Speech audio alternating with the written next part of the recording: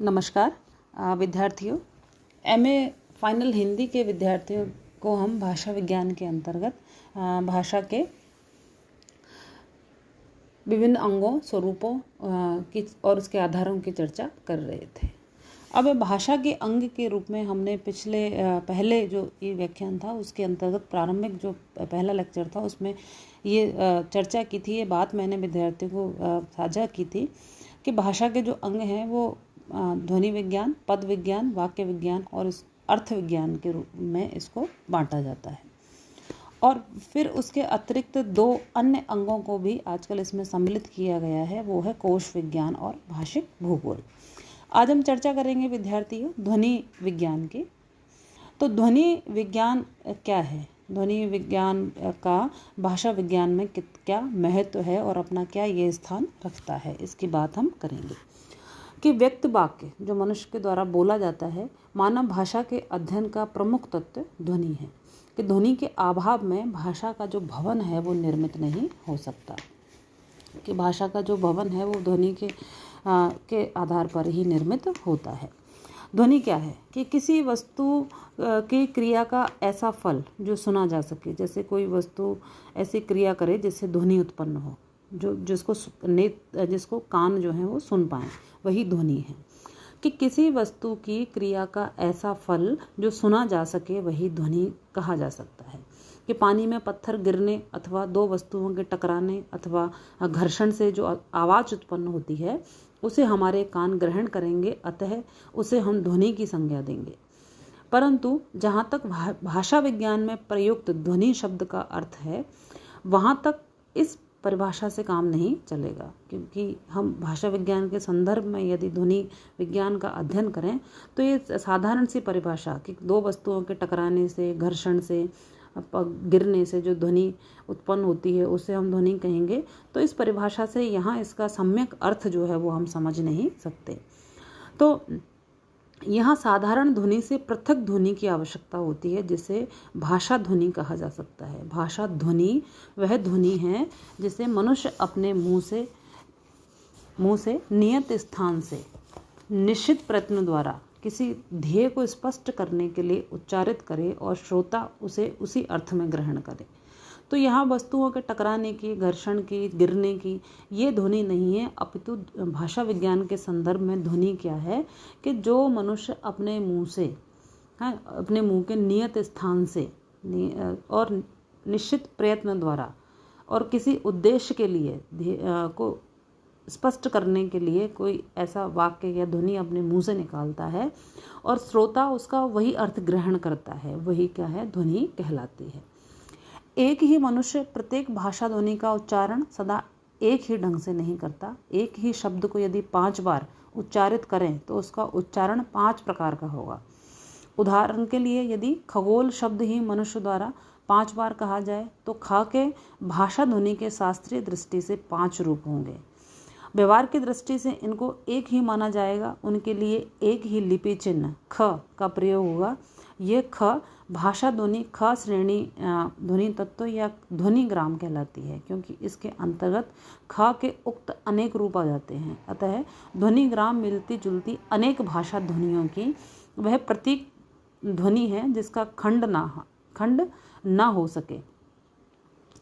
काम शब्द में क, अ, म, आ ये 4 ध्वनि ग्राम अथवा ध्वनि तत्व है। जैसे हम इनको अलग करके देखते हैं। काम शब्द कैसे बना है, आधा का, आ, म, आधा और अ, ये 4 ध्वनि ग्राम अथवा ध्वनि तत्व है।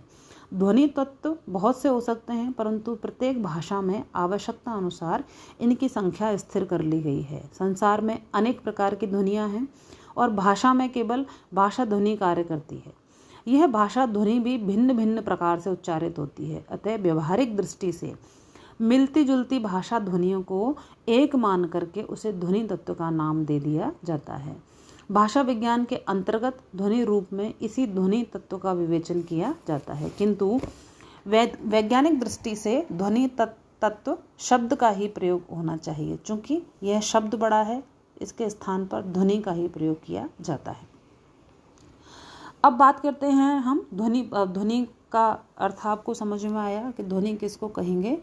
कि जिसमें मनुष्य जो है अपने मुख से कोई के निश्चित स्थान से, नियत स्थान से और निश्चित प्रयत्न द्वारा और किसी ध्येय को, उद्देश्य को स्पष्ट करते हुए अपने मुंह से कोई शब्द उच्चारित करे और उसको श्रोता उसी अर्थ में समझे, वही ध्वनि है।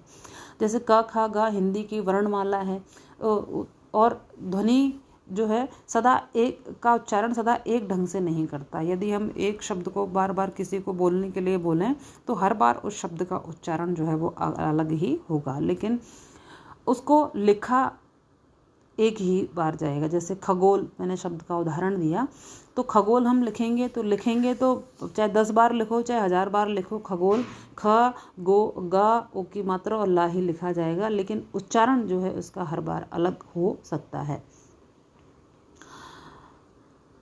अब बात करते हैं हम ध्वनि परिवर्तन के कारणों की, कि परिवर्तन प्रत्येक सत्ता का सहज गुण है।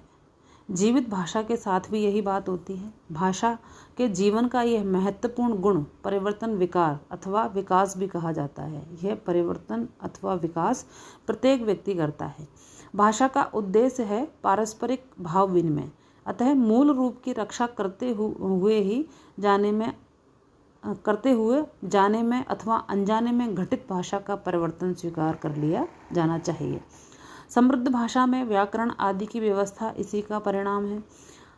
इस व्यवस्था के कारण साहित्यिक भाषा में परिवर्तन अधिक नहीं हो पाया, परंतु यह मानना ही पड़ता है कि भाषा में, चाहे वह साहित्यिक भाषा हो चाहे वो असाहित्यिक भाषा हो, परिवर्तन स्वाभाविक और अनिवार्य गुण हैं।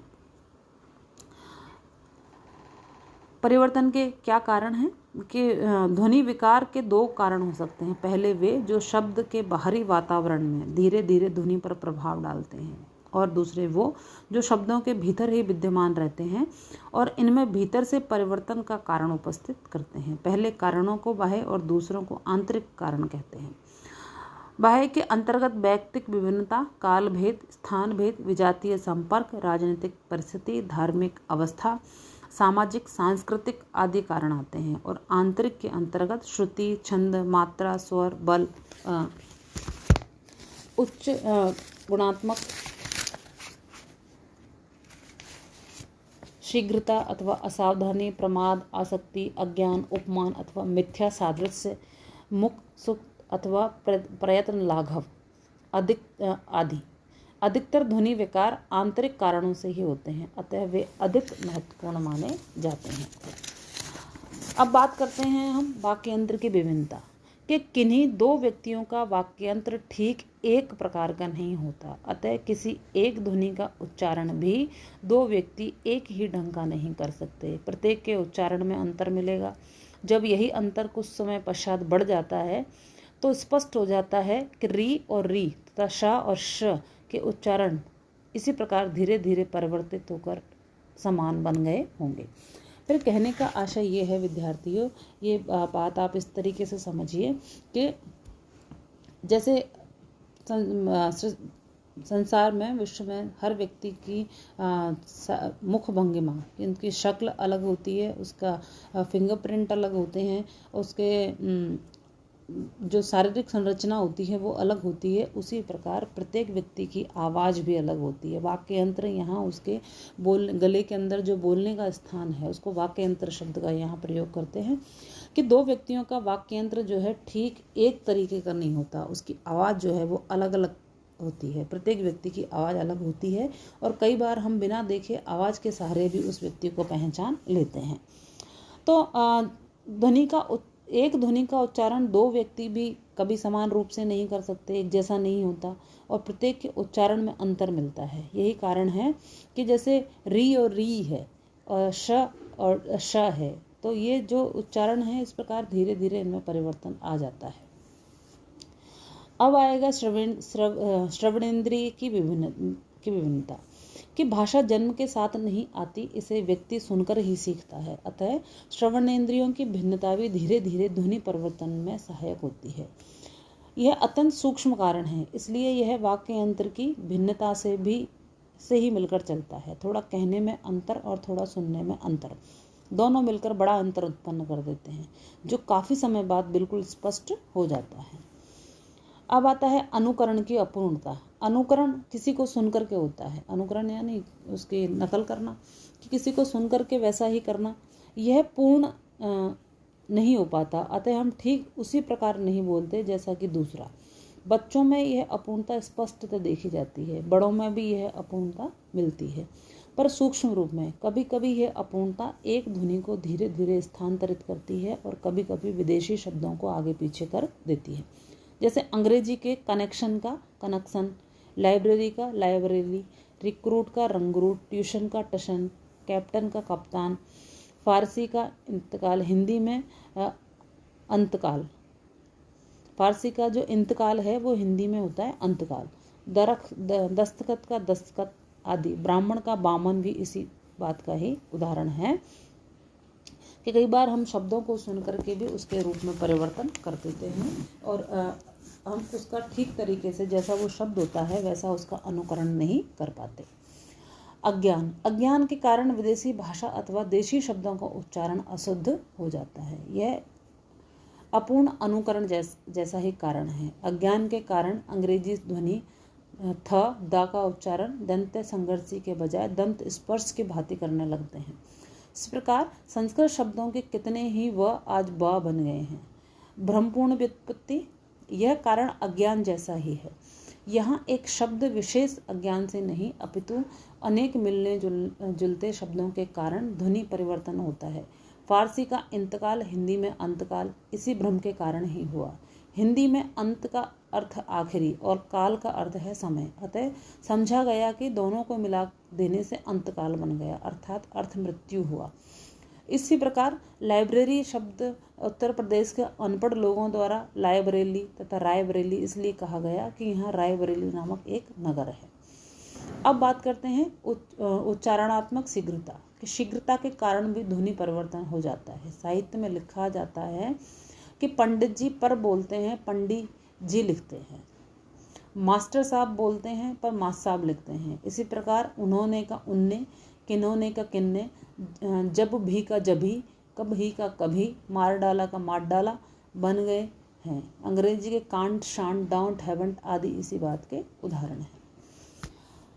मुख सुख तथा प्रयत्न लाघव। यह परिवर्तन के समस्त कारणों में सर्वाधिक महत्वपूर्ण है। मनुष्य हर क्षेत्र में कम से कम प्रयास में अधिक से अधिक फल चाहता है। मुख को सुख देने के प्रयास में यथास्थान हम किसी ध्वनि के कठिन होने के कारण शब्द विशेष का उच्चारण करना छोड़ देते हैं। विद्यार्थियों, आज का ये व्याख्यान यहीं समाप्त करते हैं। अगले इसी टॉपिक से मुख सुख तथा प्रयत्न लाघव से हम अगले ई व्याख्यान में इस पर विस्तृत रूप से चर्चा करेंगे। धन्यवाद।